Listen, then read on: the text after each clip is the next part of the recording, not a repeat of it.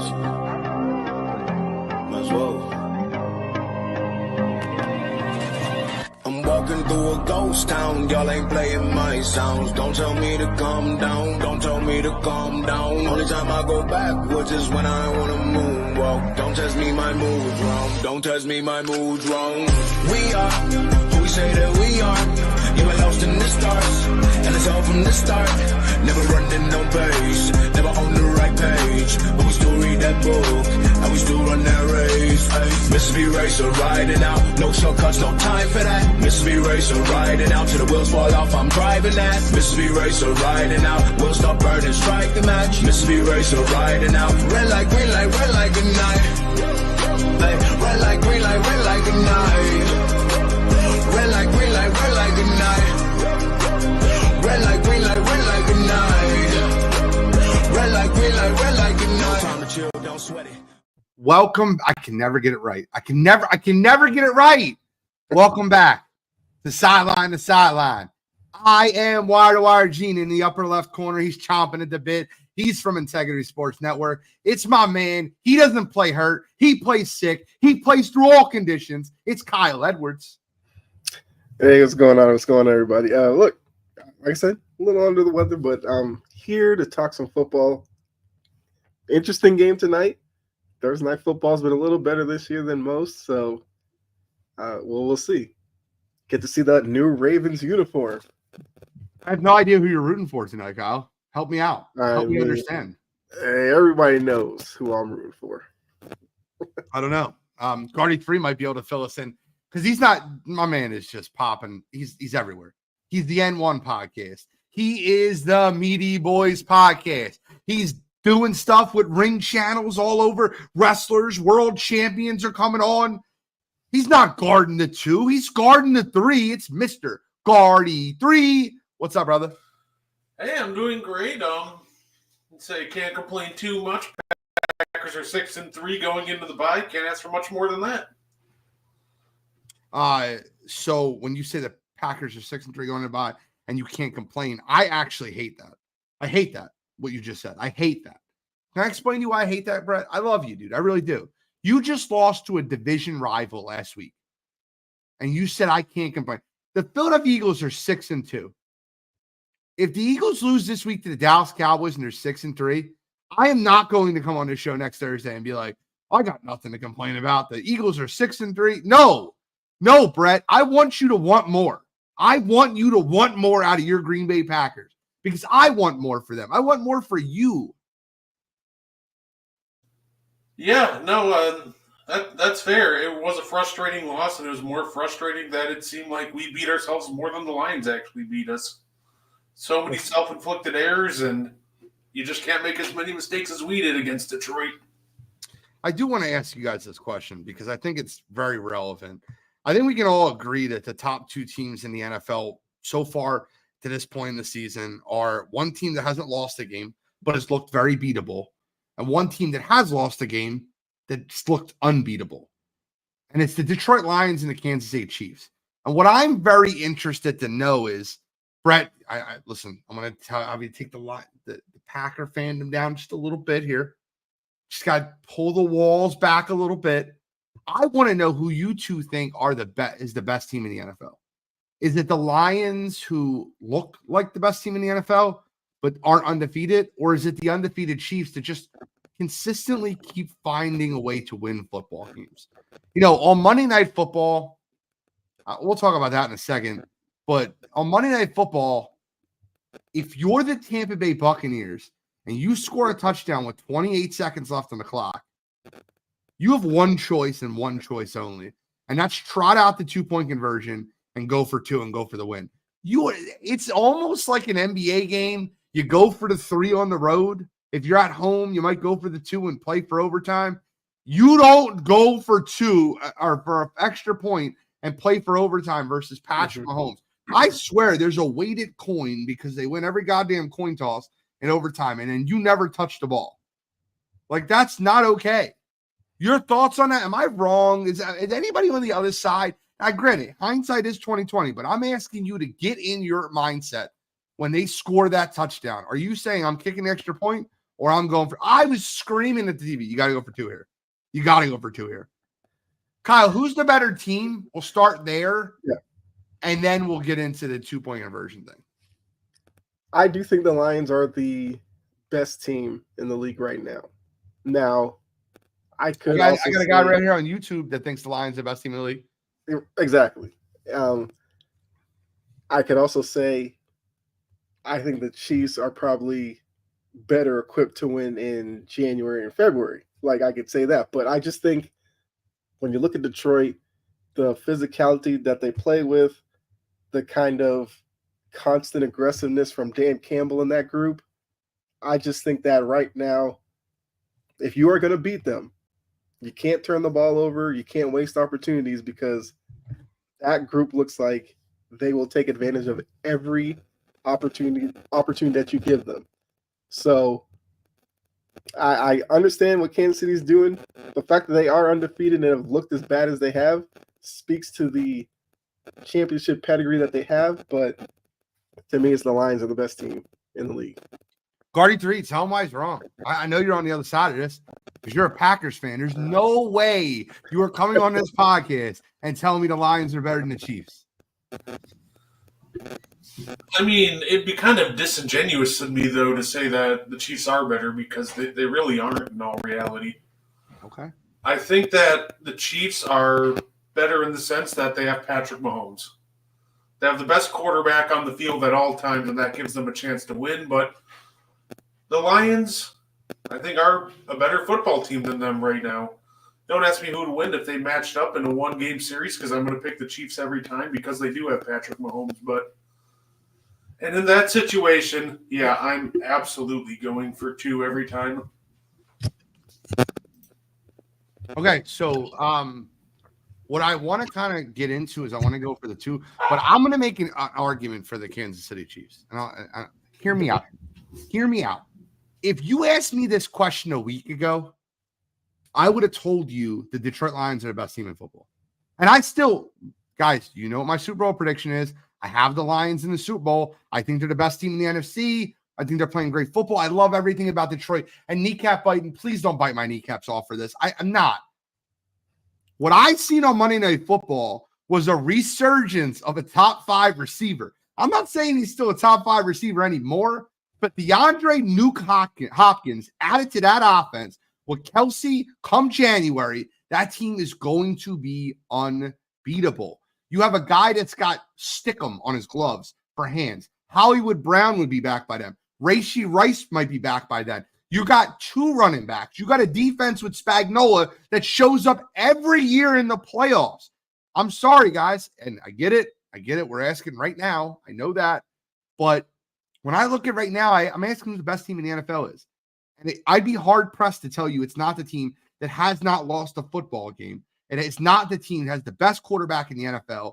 I will take the Kansas City Chiefs over anyone. Because when there's a third, let me ask you guys a question real quick. Any other team in the league, 3rd and 14 for the Detroit Lions. What do you think the odds are of them completing that 3rd and 14 for first down? 25, 20%? If the Chiefs have a 3rd and 14, I'm telling you right now, I'm not comfortable at all. It could be 3rd and 35. I feel like Patrick Mahomes is going to throw a dot and put it right on the money for a first down. Now, Chase is in the chat. I agree. The Chiefs are clutch, but they're not the best team in the league by a long shot. They're sloppy. The offense is lackluster, etc. However, the best teams don't always win in January. Kneecap Biting checks in and says, plus 110 point differential in the league. Chiefs needed overtime to be 3rd string wide receivers, not the same. Let me ask you a question, though, Kneecap Biting. And I'm going to go back to my old friend, Herm Edwards. You play to win the game. Hello? Do they have a loss on their record? They have no losses. They have not lost to anyone. They won the football games. Yeah. And I got news for you, Kneecap Biting. Got news for you. The Lions are going to lose this week. And this is nothing against the Lions. I love the Lions. They're going to lose this week. I want you to remember this next Thursday. Remember Sunday night at 11:45 p.m. when the Houston Texans beat the Detroit Lions. It is a bad matchup for Detroit this week. It's nothing against Detroit. It's just when you play 3 out of 4 games on the road, 2 of them against division rivals, this is an exhale game. It's not a great game for Detroit. It's not a great game for Detroit. I like Houston this week, and I think if we had this conversation next week, we're going to be like, the Chiefs are still undefeated, and the Lions now have 2 losses. So I'm going with the Chiefs. Next topic on the agenda is about the Chiefs. The 2-point conversion. Guys, I want you to bring yourself back. Bring yourself back for me. Bring it back to Monday Night Football, about 11:34 p.m. The Buccaneers drive down the field. They score the touchdown. You can kick the extra point and tie the game and play for overtime, or you can go for 2 and go for the win. Kyle, what are you doing in that scenario? Honestly, what did you feel at the moment? I mean, at the moment, I actually didn't have a problem with the Bucs' decision. Okay. Look, I like to think that the coach has an understanding of his team. I assume that, Bowles was looking at the situation. The Chiefs are a really good defense. Maybe he didn't think they would come up with a good play call in that situation. Maybe he thought his team was tired and didn't want to go for 2. I don't have a problem with that, because at worst, you lose the coin toss. The Bucs defense was okay at times in that game. Maybe you get a stop and you go and you get your field goal and you get out of there. I agree, because you're playing the Chiefs, I wouldn't have had an issue if they went for 2. I think a lot of times some coaches worry about going for 2, failing and losing, and then the blowback from that. I will never kill a coach for being aggressive. I mean, as much as Dan Campbell is aggressive, and sometimes we're like, why do it there? That's who he is. Be true to who you are, and I won't have a problem with it. Okay. So at the moment I was watching it, I didn't have an issue with it. I get if people don't like it. I didn't have a problem with it. Cardi 3. Yeah, I did have. I thought that they should have went for the win. You're playing an undefeated Chiefs team. Your entire team, you're down to 3rd-string receivers. You're just really beat up. You have momentum. You have the chance to, try to at least put this game on ice. I think you do it. This gives me, it gave me flashbacks immediately once I saw that field goal team to me yelling "Go for 2" when the Packers scored a touchdown off the Jeff Janis Hail Mary in the playoffs, and then immediately kicked the field goal. Same thing then, same thing now. I think when you're playing a team like the Chiefs, you go for the win. You go for the throat, especially when you're undermanned.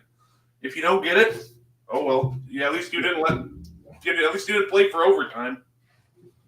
Well, I'll say this, and Jory, I promise you, selfishly, I am going to bring this up. This will be a conversation piece tonight. I am not. This is a selfish statement, and that's okay. I agree. So I was screaming at my TV. And let me be clear. I'm really glad that game went in overtime. Kareem Hunt scoring that touchdown won me 3 fantasy leagues. I have the screenshots to prove it. I had 3 wins that all came down to Kareem Hunt scoring that touchdown. Now, shout out to me for having the wherewithal to pick up Kareem Hunt the week before Carson Steele shit the bed and Kareem Hunt looked really good. But I'm telling you right now, man, if you're playing the Chiefs in that scenario, you have to go for the win. You have to go for the win. Because I knew immediately when the Chiefs won the coin toss that Tampa Bay wasn't touching the football. They weren't going to touch the football. Because when Mahomes needs to make a play, Mahomes makes a play. And it's just different. It's just different. But I think there is a pushback where, once again, as a Patriots fan, when they were going through their run, I would see time and time again, teams would go into New England, face the Patriots, and try to be who they weren't and end up losing games like that. If this is who Bowles is, be who you are. Like, don't. I'm gonna push back to that though. I'm gonna push back. I'm sure, and like I said, there definitely is a pushback to that. But I'm just like, and Bowles is a guy who a lot of those years when New England was on that run, he went up against them, and that's probably shaped the way that he is. I feel like if the team was okay with it, I'm cool with it. I mean, Baker knew, like Chase said, because when they lost the toss, like Baker was like, "Oh crap." So, I mean, you take your chances. All right, let me push back on that though, Kyle. And here's my pushback. And you brought it up. I was not going to do this on this show. I was not going to do this to you. But let me ask you a question real quick. Yeah. What team beat Brady at his best in the Super Bowl? At his absolute best. Philly did. And hold on. And the Giants as well. But no. They did not beat Brady at his best. 17 points or 14 points is not Brady at his best. 500 yards is Brady at his best. Well, I mean, that defense was pretty legit, but I see what you're saying. Yeah. My point being is, here's my question, right? How did Doug Peterson and that Philadelphia Eagles team beat the Patriots? Were they the better team? I don't know. Maybe. Mm-hmm. But I will say this. They had balls, man. They went for a 4th and 3 on their own 42. The Philly special, they did not. They went to that game. They're like, we're playing to win. We are not playing to kiss the ring. We're not happy to be here. We're not happy to be at the parade. We want to be in the parade. And I feel like the way you beat a team like the Chiefs, a way you beat a dynasty like the Patriots, was you had to go there and give them everything you got. And if you lose and you empty if you empty the gun and it's emptied, fine. But you can't leave that game with bullets in the chamber. Because the last time Baker Mayfield touched that football, he scored a touchdown. Mm-hmm. And if you go back to the playoff game, the last time Josh Allen touched that football, he scored a touchdown. 13 seconds left. Up, field goal. Up, got the ball first in overtime. Up, touchdown. Up, game over. Yeah. Nope. Well, I mean, the pushback to the pushback could be. I love it. That's a Super Bowl. In a Super Bowl, I completely get it. Especially when you are the underdog team, you might as well throw every stop out there. That's fair. This is a regular season game in early November. Yes, you lost, and by the end of the season, you might look back at that loss and say you should have changed your mind and gone for it, but they still have plenty of opportunities left in the season to make up for that mistake. All right, so I would want to know if Bowles was in that situation in a playoff game, would he have gone for it? I don't know. Bowles seems very conservative. He's a defensive-minded coach. That's true as well. In that way. Yeah. I do want to go to another point that Jory brought up earlier. And guys, this is selfish. And I need everyone in the chat locked in. Every single person that's in the chat, I need them locked in. Because I need therapy. I need legitimate therapy. I want to ask you guys a question real quick. Do you remember a time when your team was 6-2 and you were pissed off and hated the coach? I don't remember that time. I don't even know how that's realistic. But my team is 6-2. And I absolutely hate my coach. I hate my coach. I hate my coach. I watched the Eagles play the Jaguars, and they looked so prepared going in that football game.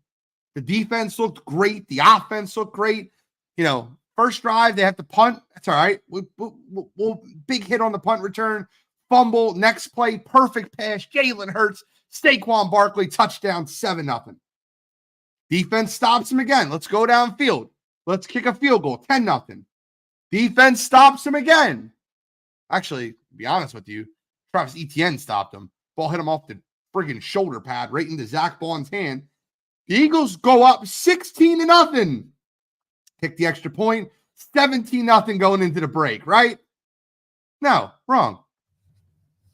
Brett, I need to understand something better. Help me out here, Brett. What's the difference between 17 and 18 points in a lead? A 17-point lead and an 18-point lead. What is the difference? There is none. None. There's none. There's zero. What is the difference between a 16-point lead and a 17-point lead. A whole possession? A whole possession of football. Oh, and by the way, you're playing a team that has 2 wins, and what you're about to go up 3 possessions in the first half, and you're getting the ball in the second half.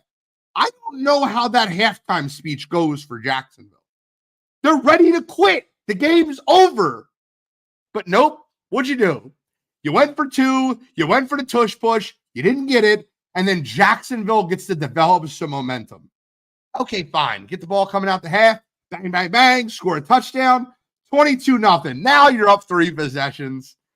The momentum is gone. Oh, what do we want to do? Well, we got to chase those points we lost earlier. So we're going to go for 2 again. And then you give them momentum before their offense touched the ball again. What the hell is going on? So they stop the tush push twice then. It's 22-0. They score a touchdown. They go for 2. It's 22-8. The next play, granted, it was an awful call because Saquon Barkley was touched. But fumble return, touchdown, they go for 2, and it's 22-16 within 14 seconds. And all of a sudden, you're in a football game. Eagles go down with the ball. They go right down the field. 4th and 1 at the 25-yard line. Let me ask you a question real quick. What's the difference between 6 points and 9 points? A whole possession. A whole possession. But nope. We rushed to the line on 4th and 1. Well, it's got to be the tush push, right? We got to run the tush push on 4th and inches. Nope. Roll out, play action, jump back 8 yards to throw the ball away. To stay up 6 points. I was throwing stuff in my house. Eagles defense gets a stop. They go down and score a touchdown. Jacksonville comes back and scores a touchdown. This idiot plays clock control at their 46-yard line and then settles for a 57-yard field goal. Of all the field goals that you kicked in the game, you kick a 57-yarder. Up 5 points. Oh, Brett, let me ask you a question real quick. And I'm not trying to be an asshole when I say this. Is it the same amount of possessions if you're up 5 versus 8? Yeah, that's a 1 possession game. Are you out of your mind? What the hell? I'm really just trying to understand. I've never seen a coach. This is not a joke. This was talked about on the radio. This was talked about in Philadelphia. I've never seen a coach on the hot seat after a 4-game winning streak. Ever. He goes out and loses Sunday at Dallas. They're going to fire him. And you guys think I'm crazy for saying that. He goes out and loses Sunday at Dallas. He'll be 6-3 and fired. I mean, if he loses to Cooper Rush and Trey Lance, it's deserved at that point. Yeah, you're probably. I'm telling you right now. Listen to me, guys. Listen to me. The Eagles are going to lose Sunday. You think I'm nuts? I'm not lying to you. They got Checker Fred Johnson lined up versus Micah Parsons, who's coming back from his injury. Cooper Rush is a more efficient quarterback than Dak Prescott, and CeeDee Lamb is playing. And the whole world thinks the Eagles are going to win this football game. And I'm telling you right now, the Philadelphia Eagles are 1-5 in Jerry World the last 6 times they played there. The Philadelphia Eagles are going to lose Sunday, and you guys are going to think I'm crazy for saying that, and they're going to fire him. They might not fire him Monday because they have a Thursday game, but I'm telling you right now, they lose to Dallas and Washington, he's gone. He's gone. And I'm telling you, bro, watch that game Sunday. I'm like, what happened? Why is this game close? Devontae Smith pulled his hamstring in practice. He might not play. Saquon Barkley's got nursing a back injury. He might not play. A.J. Brown's got a knee injury. He might not play. And everyone's talking like the game's over. It's not over. It's not over. I've been an Eagles fan my entire life. This is the exact football game that they lose. Kyle, can I ask you a question real quick? Yep. Would you take Nick Sirianni over Gerard Mayo? No. Okay. Would you take Nick Sirianni over Dave Canales?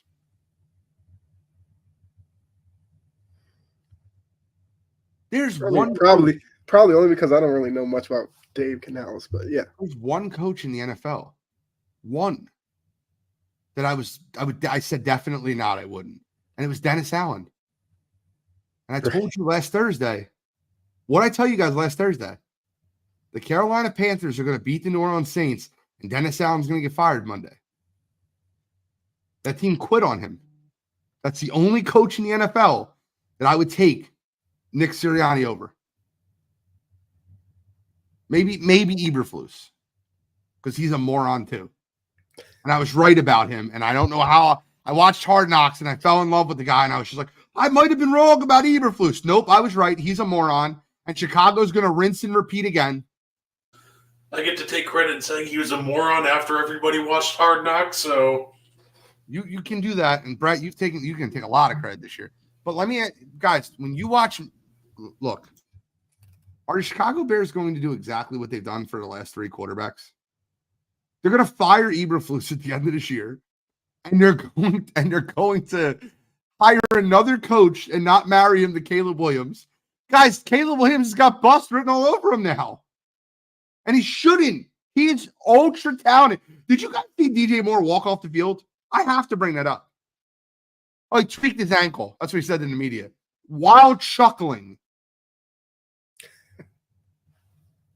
Yeah.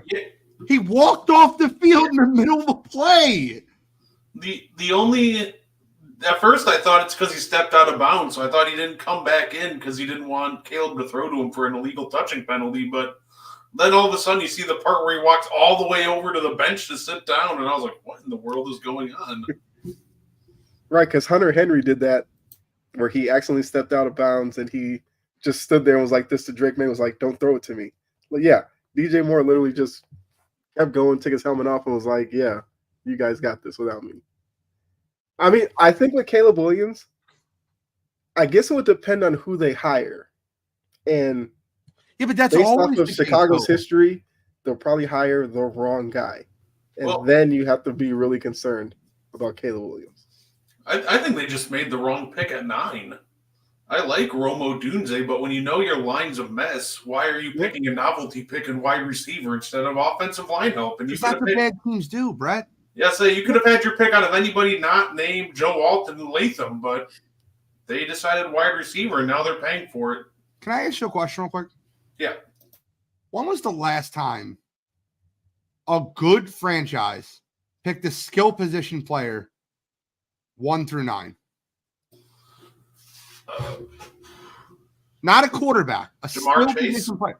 Yeah, but are they a good franchise, or do they have a quarterback that's just elite that brings them to levels they shouldn't be at? That franchise is terrible. Yeah, historically there, yeah. It's terrible. Yeah. Good franchises don't. Look at Atlanta. 3 straight years. Drake London, Kyle Pitts, and Bijan Robinson. What? Kyle Pitts can be out in the league in 2 years. Yeah. It's insane. It is insane. It's absolutely insane what happens in the NFL. Oh, man. Let's talk about the trade deadline. Let's talk about the pieces that got moved. I got to laugh. I got to laugh at the Cowboys. I just gave them credit. I got to laugh.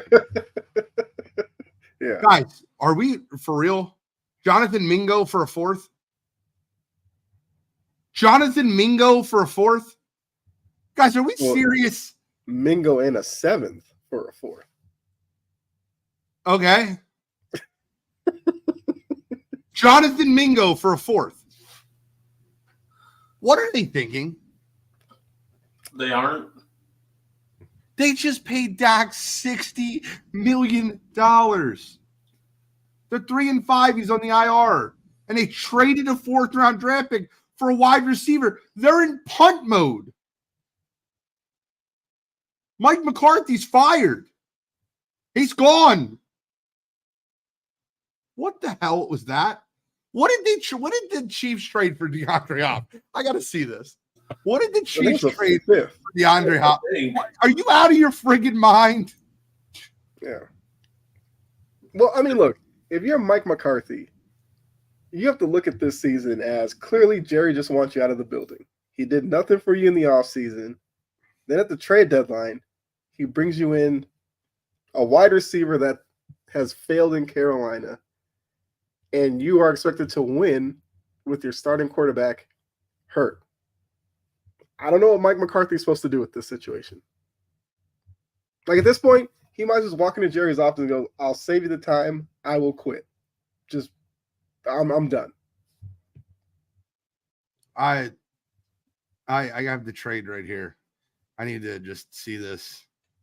The Titans will receive a 2025 fifth-round pick that becomes a fourth-round pick if the Chiefs reach the Super Bowl and Hopkins plays 60% of the snaps with Kansas City. Oh, man. The Tennessee Titans will also pick up $2.5 million of Hopkins' remaining $8 million salary.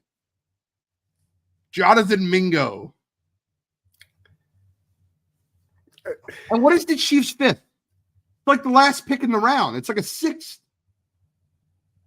And Dallas is giving up a fourth-round pick, which is probably going to need 10 to 15 in the fourth, almost a third for Jonathan Mingo.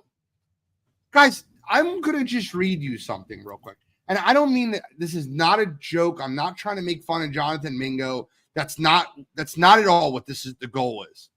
Jonathan Mingo's career stats. 55 receptions for 539 yards. And get this, ready? 0 touchdowns. Are you out of your friggin' mind? Okay. He didn't have Cooper Rush in Carolina. Okay. Bro, 55 receptions. My favorite part about Jonathan Mingo is he also has the worst attempt at a toe tap you will ever see in your life. If you know, you know. If not, definitely go look up Jonathan Mingo jumping out of bounds trying to toe tap a football. It is the Bro, you know who else can't toe tap? George Pickens.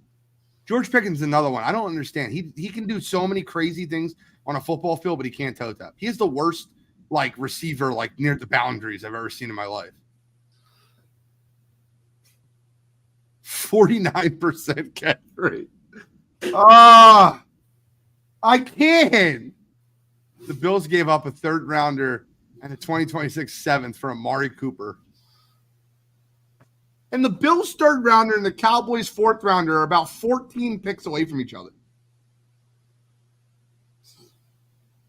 Amari Cooper or Jonathan Mingo. Someone help me out. Right. And I get it. Now here's the argument for Dallas, right? I'm joking. I understand the principles of it. You have a young receiver in the second year of his contract on a rookie deal, a second rounder. You have 2 more years of control. You probably could get the fifth-year option. I understand the concept. I don't understand the trade. They got to sign Micah Parsons. Jerry said that they were going to get a guy they liked coming out of college. Good job, Jerry. Jerry. That was Jonathan Mingo. Yeah. Jerry talks a lot out of his ass. Yeah, because someone else keeps on the microphone there. I do want to ask you guys a question. And did you watch the 2 ejections that happened this past week? The Puka Nacua one and the Brian Branch one. Did you see both of them? I want to hear your thoughts on both of them. I'll just be very clear. I thought Puka's was a 15-yard penalty. I've seen players do a million things worse than what Puka did. Did he even connect? I don't even think he connected. I get it. You throw a punch, you throw it out of the game. But, bro, if you watch some of these piles and some of the things that happen that do not throw, the Brian Branch one was clear case of headhunting. Okay, fine. But the Puka Nacua one, what are your thoughts, Kyle? Did you agree with both of them? Agree with one of them? Agree with neither? I mean, the Puka one, that's probably one of those to, I guess, control the emotions of the game. Because if you throw a punch and if you miss or something, it's something that could linger, so you get them out, whatever. The Branch one, yes, that one, you can't have that. that was a dangerous play. Yeah. Like, who knows what could have happened with that? Kneecap is saying, like, he gets it, like, that one, yeah. Because I first saw it when I was watching it, like, live speed. I was like, oh, maybe he missed or something. Then they showed the replay, and it's like he just lowered his head, was aiming at space and connecting on heads. Like, that one, you got to go. Puka, I would have been fine if they just flagged him 15 yards or something. But, letter of the law, you throw a punch, whatever. So Puka should have stayed. I'm fine with Branch being ejected. Okay. Brett? Yeah, I agree with that. Branch for sure should have gotten tossed. And when it comes to Puka, I get the principle of what they're trying to do because you don't want problems later because everybody knows that Puka was the one that threw a punch, but I didn't think they necessarily needed to. It was soft. So, like, I also thought it was going to be 15 yards, but I understand what they were trying to do. Mm-hmm. I agree. I agree 100%. Man, it was a real weird week for the NFL, but guys, we normally don't break down extra games like games at the end of this week. We're here to talk about the Thursday night game, and we're going to get the Bengals Ravens shortly. But I want to get to one game because I think it's really fun and really important. The Pittsburgh Steelers, who are now 6-2, are playing the Washington Commanders, who are 7-2 in Washington. We were split on wire to wire last night, and I'd love to hear where you guys stand on this one. Who do you guys think win this game? What do you think ends up happening in this game? The Washington Commanders go out and get Marshawn Lattimore at the trade deadline. It's a win now move. He's an aging corner. I mean, no, he's not that old, but in the NFL, Marshawn Lattimore isn't young anymore. Yeah, he's an old 28. Okay. He's been around the block like for 28. You know what I mean? The win now move for Washington. How do you see how this plays out this year with the game between Washington and Pittsburgh? I mean, I think it's going to be a fun one for sure. I mean, since Russ has been installed as a starting quarterback, like there's a new energy with that Steelers offense. Washington, I've been a fan of theirs all season. This will be a really good test for them going up against a defense like Pittsburgh. They're 7-2. They're feeling themselves. Like, this is a game where a young team can go into and, like, get blown out because they weren't necessarily mentally ready. I think Dan Quinn will have this group prepared. I think Jaden Daniels is not your typical rookie quarterback. He seems like a guy that's, very level-headed and has been performing really well. To be honest with you, I think Washington gets this one. I think it's going to be probably the most entertaining game of the week, possibly, because this is the one game I really want to see. But I think Jaden Daniels and that offense does enough to get the win against that Steelers defense. So I'll take Washington. Okay. I disagree with you before we go to Brett so we can have a deadlock and Brett can break it. I actually think that the Steelers defense is a defense that's going to tremendous. Look, the Chicago Bears defense tremendously slowed down the Commanders offense. The Commanders were in a dogfight last week with the Giants. Daniel Jones was moving the ball against that great defense. So I don't think they're that good of a defense, if I'm being completely honest with you. I think that their secondary is not good. Excuse me. I think that their secondary is not good. Add Marshawn Lattimore, they get a lot better. Steelers went out there and they brought in a wide receiver also, Mike Williams, which you knew was getting traded after the red line thing. But I think the Steelers are a better football team. I think TJ Watt wrecks havoc. I think that defense as a whole really controls. And I think you see the first game where you see Jaden Daniels turn the ball over multiple times. I think the Steelers are the better football team. I think they're better coached. I think they're deeper. And I think their run game has allowed them to actually develop the play action pass with Russell Wilson. I love the Steelers in this game. I think that they're the easy pick in this football game. And then if you add the look ahead aspect for the Washington Commanders, they have a short week. They got to play at Philadelphia Thursday night. That's a divisional game. This is the example of a trap game. Brett, what do you think of this one? Yeah, I'm thinking I'm going to go with the Steelers on this one. I love the Lattimore move. I think the big thing it does is I think Benjamin St-Juste has done a good job, but he's going against number ones overwhelmed. I think Lattimore lets him move to a more natural cornerback 2 spot. But I agree. I think that this is going to be a trap game. I think maybe that the Commanders will overlook the Steelers a little bit because they do have the Eagles on Thursday. So I think the defensive line for the Steelers is going to be the main difference, and they're going to come away with a win. I think Emmanuel Forbes is now, we can write him off as a bust of a first-round draft pick because them trading for Lattimore and St-Juste being their opposite of Lattimore now, Emmanuel Forbes was supposed to be booked in as your cornerback 1. Dan Quinn's a defensive guy. He's always been a defensive guy. Him basically giving up on you tells me everything I need to know.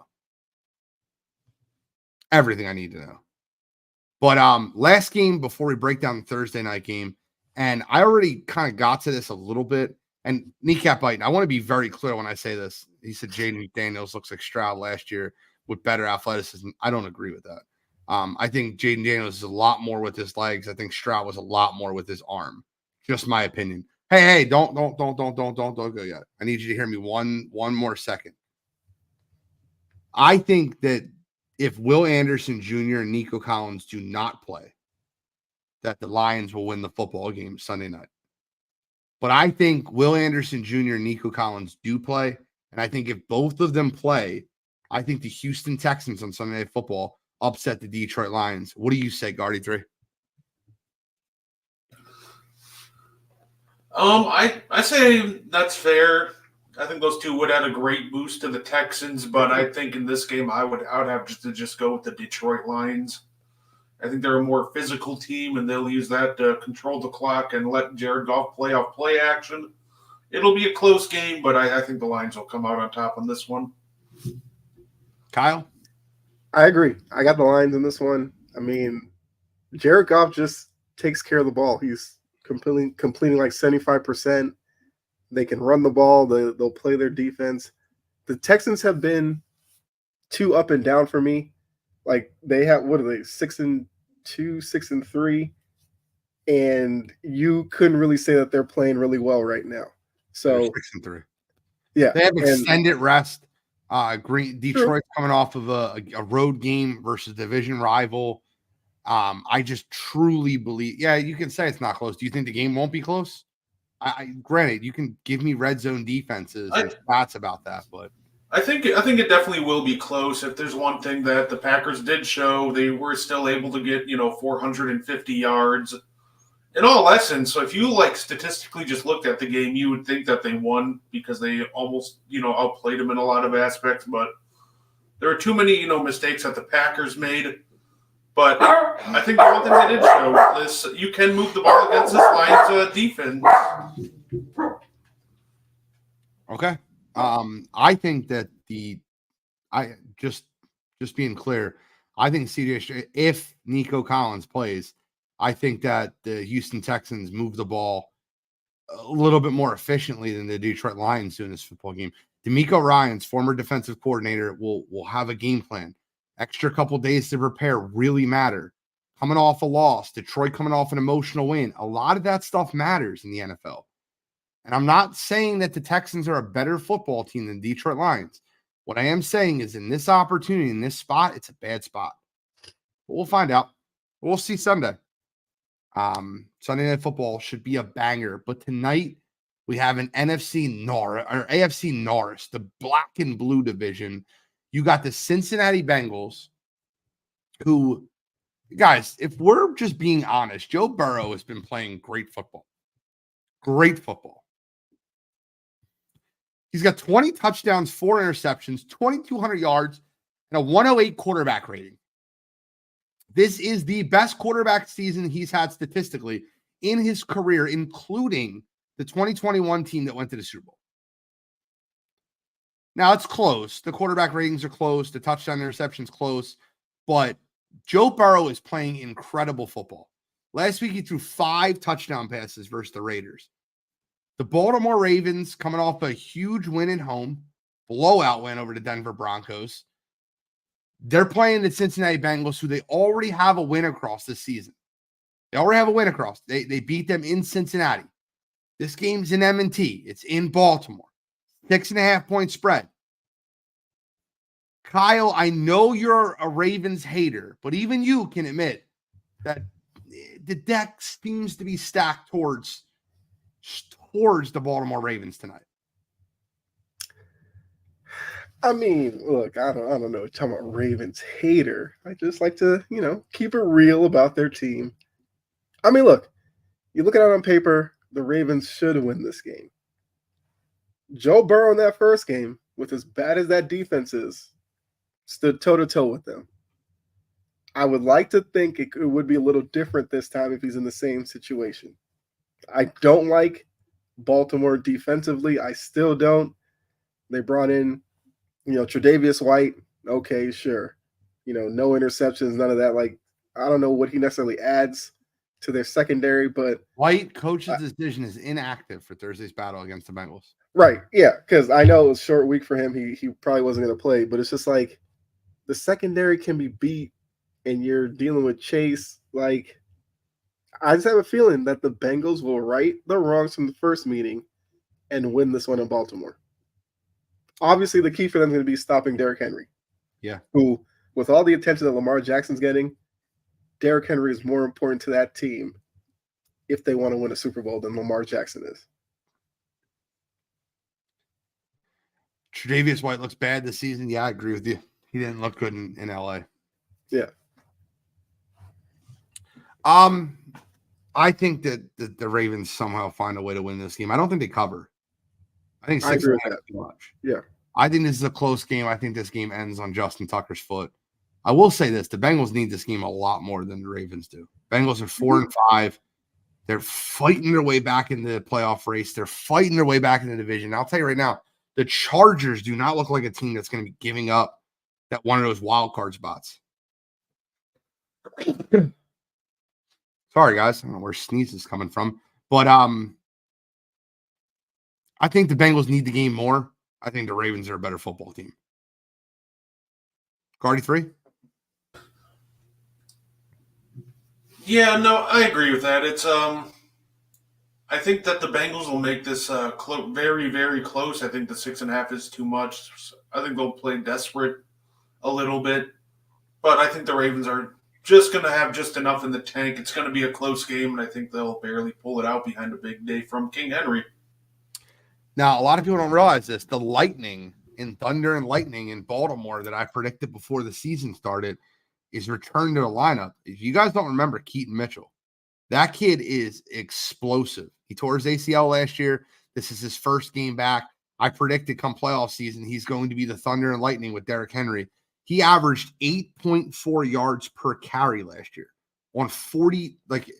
Guys, it wasn't like he had 2 carries. He had 47 carries and averaged 8.4 yards per carry. Also averaged 10.3 yards per reception out of the backfield.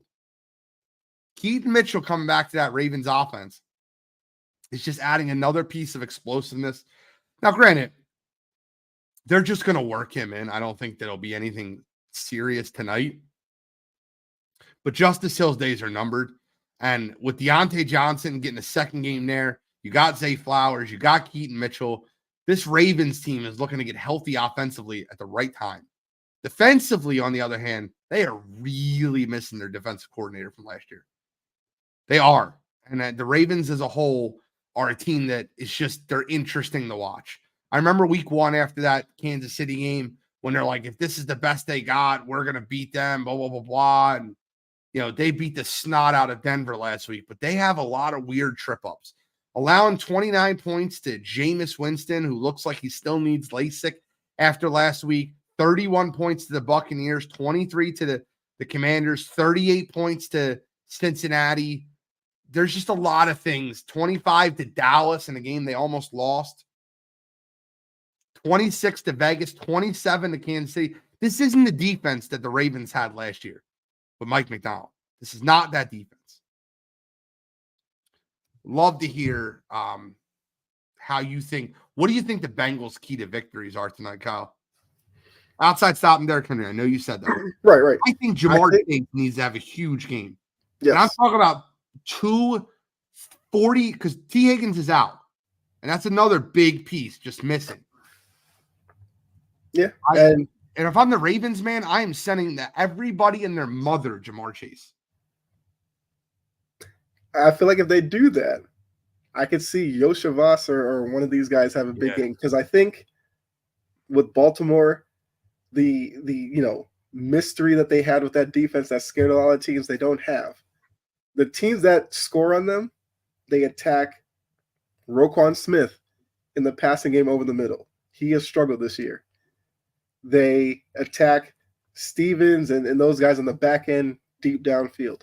So I think if I'm the Bengals, I just air it out, force that secondary to stop me. I say, hey, if you want to blitz me, go ahead. I do quick passes and get yards after catch. That's what I think they do. I think they use their running backs over the middle, like I said, attacking Roquan Smith. And that's why I feel like they have to use their, Joe Burrow obviously have to keep him upright, but attack that passing defense. It stinks. Two guys that are the key to Bengals offensively. Chase Brown's one of them, and Mike Gesicki, who's developing a great relationship with Joe Burrow. Looks like that they're right in sync with each other. Chase Brown and Mike Gesicki need to have big nights for the Bengals to keep this game close. I still don't think they win the game. And, right here, Jory said it, Roquan is now more vulnerable in the middle now. You have the best linebacker safety dynamic in the NFL with Kyle Hamilton and Roquan Smith, and they're not being used properly. Roquan Smith is an absolute horse. The guy is incredible. If you watched him last year in Mike McDonald's system, you thought you were watching the best player and best defensive player in the NFL. Last week, he had 3 tackles. What? I just don't get it. I don't get it. It's like Nick Sirianni with the offense in the Philadelphia Eagles. You have all those weapons. Why doesn't it look better? Mm-hmm. All those guys there. Why doesn't it look better? It's kind of weird. Brett, also, Matabike has been a no-show. Yeah. He had all those sacks last year, got paid. What's he been this year? There's a lot of drop-off on that defense that is contributing to why that defense is no longer as good as they are, as they were. Bro, what's the key to victory for the Bengals? How can they pull the upset off? I think it's just air it out early and often and just be really aggressive. The secondary is what's shown as, to be vulnerable. They lost to a Raiders game when their Raiders have Zamir White as running back. Overall, I think that the big key to this is be aggressive early and often, air it out, and just make sure to stay aggressive. Stay aggressive. If you get up on the Ravens, keep swinging. Don't let them get back up. So I think they just have to be very aggressive and pass often. Let me ask you a question, and I really genuinely, coming off an MVP season, Lamar Jackson, one of the favorites to win the MVP this year. And I don't mean this is going to sound so condescending, and I'm not trying to sound this way. For one game, for one series, for one season, you're starting a franchise. Are you starting with Joe Burrow or Lamar Jackson? Joe Burrow. Say for one season? One season, one game. I don't care however you want to spin it. Who do you think is the better quarterback? Better pure thrower. No, that's not what I asked. Joe Burrow is, of course, the better pure thrower. Yeah. Lamar Jackson's better with his legs. I'd probably take Joe Burrow. It's close, but I feel the same way, man.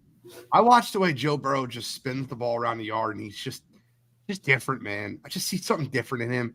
I've seen something different in him since he came out. It's insane. I genuinely think Joe Burrow is the closest thing you've seen to what you have with Patrick Mahomes.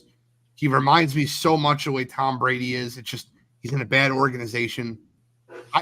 Imagine if Tom Brady went to a bad organization. I know I'm not trying to say Joe Burrow is just that good. He's Tom Brady. But like if Tom Brady went to the wrong organization, and Kyle, this is a compliment to your organization. If he went to the wrong organization with the wrong head coach and a wrong situation, I think he'd look like Joe Burrow. That's what I see. And he says both are injury prone. Neither. I guess you're taking Jared Goff over either one of them. I know you're a Lions homeboy, but like, come on, dude, stop. These are two of the top 5 quarterbacks in football, and I don't think there's much argument there. What do the Ravens have to do to avoid upset, Kyle? Stick to their identity. Run Derrick Henry. It can't be one of those games where at the end you look at it and Derrick Henry has like 10 carries.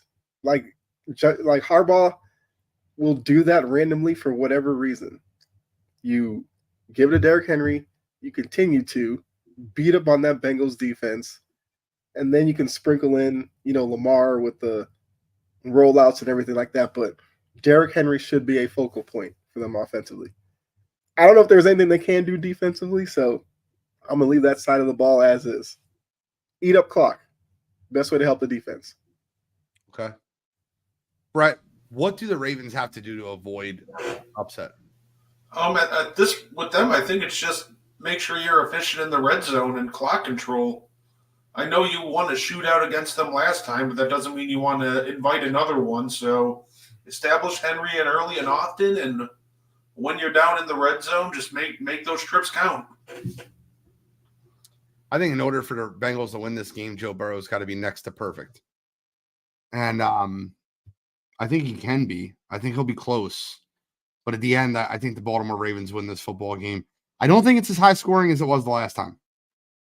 Yeah. I'll go 23-20 Ravens on a walk-off Justin Tucker field goal. Yeah, I was thinking like this something similar, like 25-22 Ravens on a walk-off field goal. Sprinkle a little coin on the under, boys. Sprinkle a little coin on the under. 53.5 is a high number. Yeah. I mean, I was going to go right up to it because that's the way Vegas loves it. I was going to say 28-25 Bengals. Okay. Well, how about Tucker misses that kick? Oh, man. That's crazy to me how many kicks Tucker's missed this year. Any final comments, gentlemen, before we wrap up? Check out the N1 podcast in an hour and go, Pack, go. Go, Pack, go. There it is. Kyle, any final comments? Tell us where to find you. What are you going to be on next? I will be on Passion and Precision tomorrow on Integrity Sports Network. And I probably will have a video up on my channel, Chomping at the Bit, later on, probably early tomorrow. So that's where you can find me. All right. Well, guys, make sure you tune in to anything you see on Wire to Wire Network, Integrity Sports Network. We're family. We're friends. And I appreciate you guys all tuning in to Sideline tonight. I need you guys to have a fun Thursday night football game. I'm Wire to Wire Gene. That's Chomping at the Bit. Integrity Sports Network, Kyle Edwards. And he's not guarding the 2. He's guarding the 3. Brett Gardy 3. And we are signing out.